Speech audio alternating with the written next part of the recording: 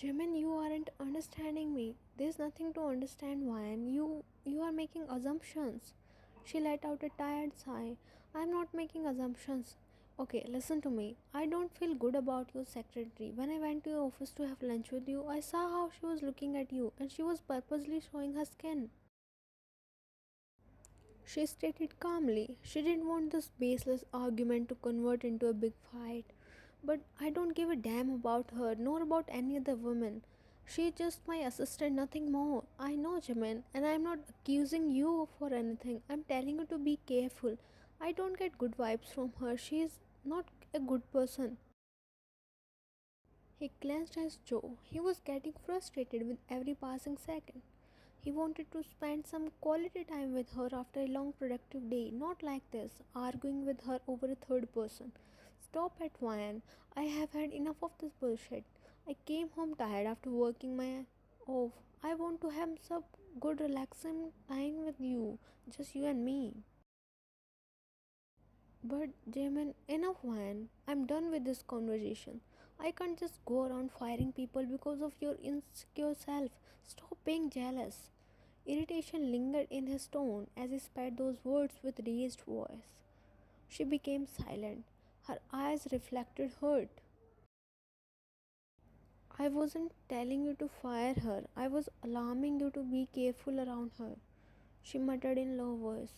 And I wasn't jealous or insecure. I was just caring for you.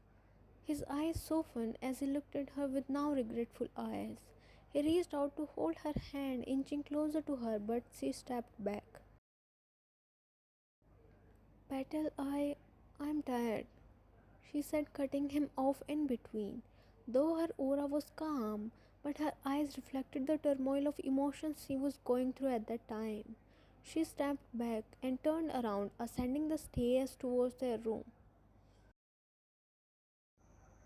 He looked at her retreating figure with remorse-filled eyes. He realized the weight of his words on her. He wanted to embrace her tightly and beg for forgiveness, but he knew she needed space. Though she didn't say anything, but he knew she was upset with him. She wasn't good at expressing her feelings with words, but he could read her eyes really well. He flipped his hair back with his hand, cursing himself under his breath. He punched the nearby wall, being angry on himself. He kept punching until his knuckles were bleeding. What had gotten into me? How can I raise my voice at her? How did I even dare to call her insecure? I'm the most idiotic person. He sighed, slumping down on the couch. He rubbed his face with his palms. His eyes were burning due to the amount of time he spent working on laptop. He planned to have a nice dinner and then a nice bubble bath with his wife before signing off the office, but he messed up everything. He overreacted when she was just being concerned for him. He felt angry on himself as he self-reflected on his actions. Vine was always calm and patient person. She was an introverted girl. She wasn't a social person. She likes to be in her own space. That was one of the reasons she chose to become a writer. It was easy for her to pile in her feelings on the white sheets rather than being vocal about them. While Jimin was the total opposite of her, he was outspoken and a social butterfly. He skillfully interacts with the other people, one of the reasons he was popular among the students during college. But as they say, opposite attracts. One caught his eyes on the first day of college. Her innocence held his heart captive from the first day itself. It wasn't easy for him to persuade her, but he was adamant to win her heart, and here they are, happily married for almost 1 year. Jimin had always treated her like a fragile glass, very gently. He never wanted to hurt her. He knows she always keeps things to herself, so he always tries to be as soft as possible to her. That is why he calls her a petal.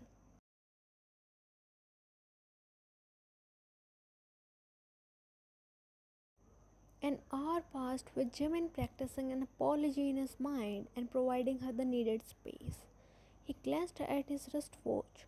It showed 11:30. He sighed, getting up and moved towards the bedroom to talk things out with her and apologized to her.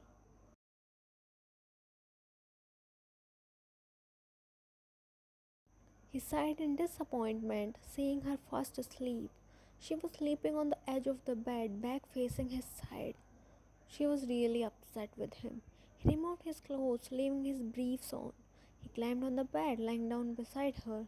He gazed at her back and slowly shifted closer to her. He wrapped his arms around her, spooning her from behind.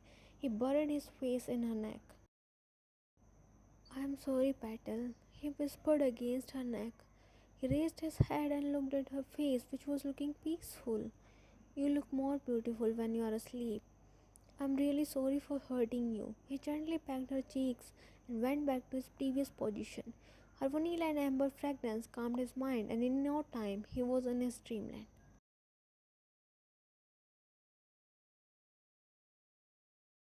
Yellow hue filled across the room as the sunlight refracted through the window, spreading warmth.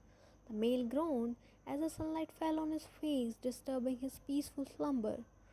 "Petal, please close the curtains. I want to sleep," he murmured sleepily in his deep morning voice. He turned to another side. He patted the space beside him, searching for his petal, but it was cold and empty, marking her absence. He frowned his eyebrows and sat up, opening his drowsy eyes. It took him few minutes to sober up. He sighed as the last night's argument replayed in his mind. He was about to get off the bed to go to wine when his phone rang. He groaned in annoyance, picking it up without looking at the caller ID. "What? What? Where are you?" It didn't took much time to recognize his soulmate's voice. "It's Sunday today. Of course I am at home, Taeyong. Don't tell me you forgot about our meetup. It's 10 in the morning. You were supposed to be here by 9. He sighed, glancing at the digital clock placed on the nightstand. "I can't come. Wine is upset with me. I can't come to enjoy with you guys when I made my wife upset." There was some shuffling from the other side when the loud voice of the eldest hit his ear. "You brat, what did you do this time to upset the sweet soul? I swear you are going to get bitten by me someday."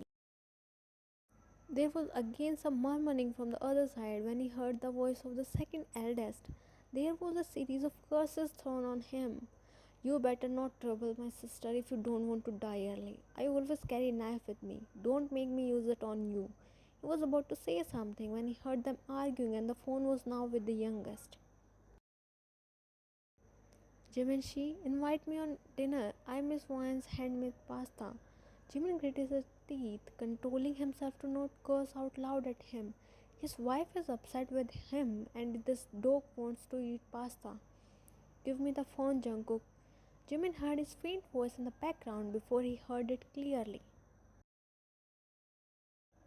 "It's okay, Jimin. You take care of Wine. Talk it out with Wine, and if you did something wrong, then apologize to her." He hummed and nodded. Finally, someone said something comforting. He frowned his eyebrows when he heard loud voices in the background. "What is happening, Young? Wait, where is Hobi-young?" "Trust me, Jimin, you don't want to know." "What happened?" "We came in the park. There were kids dancing, but Hobi has to show his skills. He jumped in between them and started dancing. Now the kids are crying because he was better than them." "Oh God, Jungkook, don't take that kid's candy. Give it back to him." Jimin shook his head. "Jimin, Jin snatched the candy from him and gave it back to that kid. Now Jungkook is choking him." Jin held his hair. "Oh God, they are rolling on floor, grabbing each other's hair." Jimin rubbed his face, hearing the running commentary of Namjoon. "Jung, don't curse. He's a kid. Where's Taeyong? Hope he's getting bitten by those kids." Namjoon laughed loudly until Jimin heard a crack sound. "What happened?" "I stepped on a kid's toy, and now it's broken into pieces." Jimin held his head. "Hyung, just go from there. Let the kids have a peaceful morning." "Where were you?" He heard him asking someone, probably Taeyong. "Oh gosh." Jimin got off the bed as soon as he heard his loud voice. "Are you okay?" "I think we need to run." The kids called their parents. Okay, Jimin, we are running away from there. Taeyong, you idiot, get the car. He heard his panicked voice. I forgot where I parked it. What did I sign up for? Jimin, let's meet next Sunday if we make it through this. Wow, Hobie just fell flat on his face. Jimin couldn't comprehend whether he was crying or laughing. He hung up, not wanting to listen to their tactics anymore. Jimin sighed. He was fully awake by now. There was no doubt his friends were total crackheads.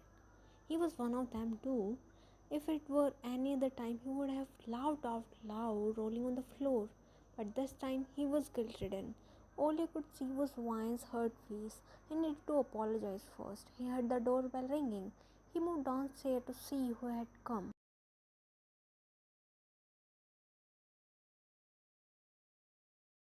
Wine opened the door and she was surprised to see Zehra, Jimin's secretary, standing there. She smirked and pushed her aside, barging into the living room. Wine had a look of disbelief. She followed her inside. I think you lack basic manners. Didn't someone told you it's wrong to barge inside someone's house? Someone? It's my to-be husband's house. I can come here anytime I want. Now you pack your bags and leave from here. Excuse me? Well, Jimin is out with his friends. He called me to deal with you. We love each other and we want you out of our life, so leave. What if I say I don't believe you? You have to because I am pregnant with this child. She uttered confidently while Wine looked at her amused. He wasn't happy with you. He slept with me behind your back. He cheated. She was cut off by a slap on her cheeks. It was so hard that tears started falling from her eyes. I dare you to say that again about my husband and you will see the worst. Her face was still calm, but her eyes was blazing with rage. Meanwhile, Jimin, who heard everything, came there running. He couldn't let that wicked woman ruin their relationship with her lies. But he was shocked to see the always patient Wine hitting her with full force. He knew it must have hurted too much as the sound echoed in the whole house. Zahra gritted her teeth and took steps closer to her. Dare to lay your fingers on my wife. I swear I'll make you regret your existence on earth. His cold voice echoed in the silent living room. Her eyes widened in fear. She gulped and turned towards him. Mr. Pug, you here? I live here with my wife.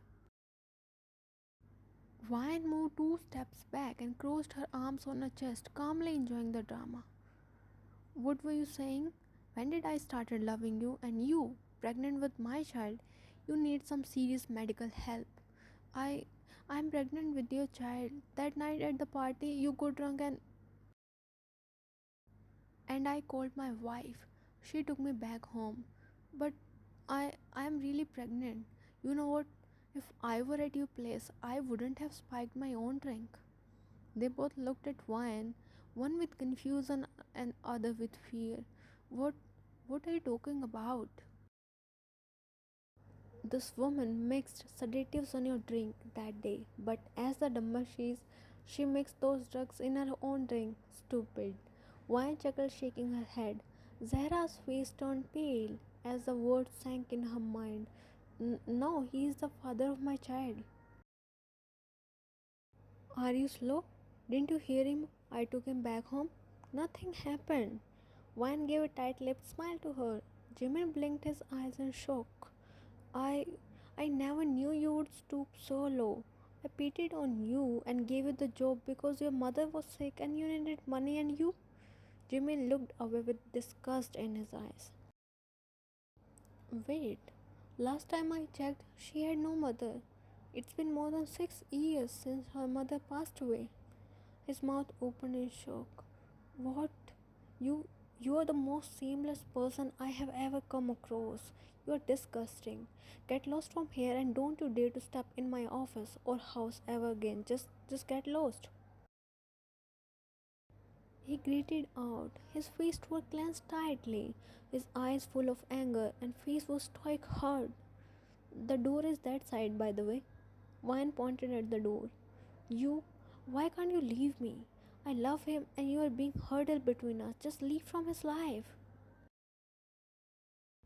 Wyan scoffed and said, keep dreaming, but I ain't going anywhere. He is my husband, but who are you to him? Basically, nobody.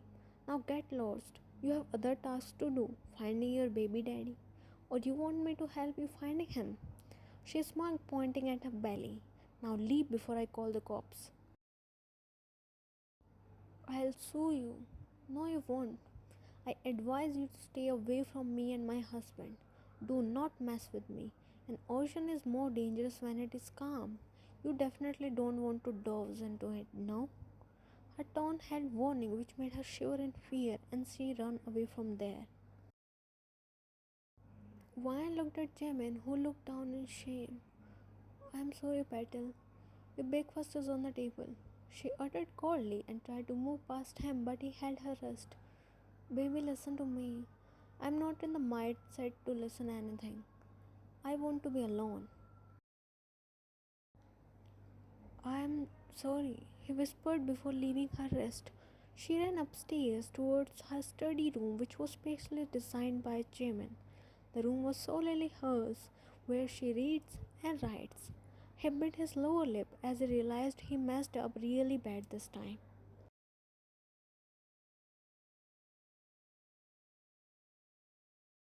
The whole day passed, and now it was evening. Wine didn't come out of her study room, not even once. Jimmy tried to talk to her many times, but she had locked herself inside and refused to have any words with him. Jimmy sighed and decided to cook some nice dinner for her, as breakfast was the last meal they had.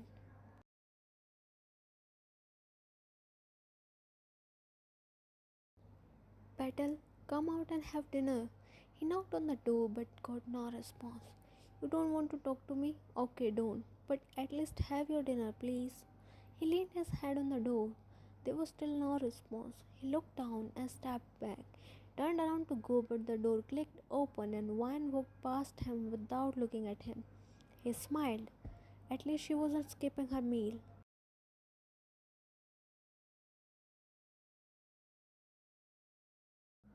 The dinner was silent. His eyes were stuck on her, but she wasn't even looking at him.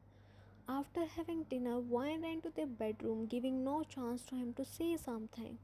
Now he was waiting for Wine to come out of the bathroom so that he could talk to her. Wine came out in her pink pajamas. Jimmy looked at her with hurt in his eyes. Petal, I'm really sorry for everything. He stepped closer to her, but she moved towards the closet and brought out an extra blanket. Picking up a pillow from the bed, she started moving towards the door. Jimin panicked and held her arm. Where are you going? To sleep. Sleep here. This is our room. Sleep on the bed.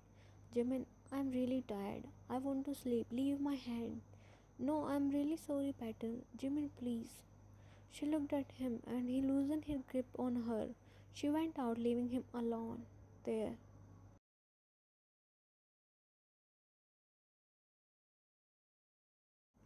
Vine was in deep sleep when she felt herself being carried. She slowly opened her eyes and saw herself in Jimin's arms.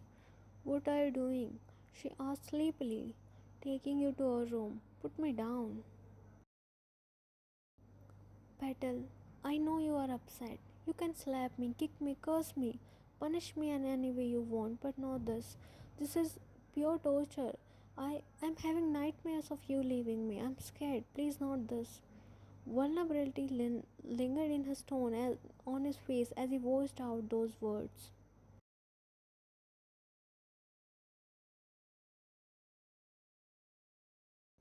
He gently laid her down on the bed and kneeled down on the floor beside her. I'm really sorry, Petal. Jimin, you know you hurted me.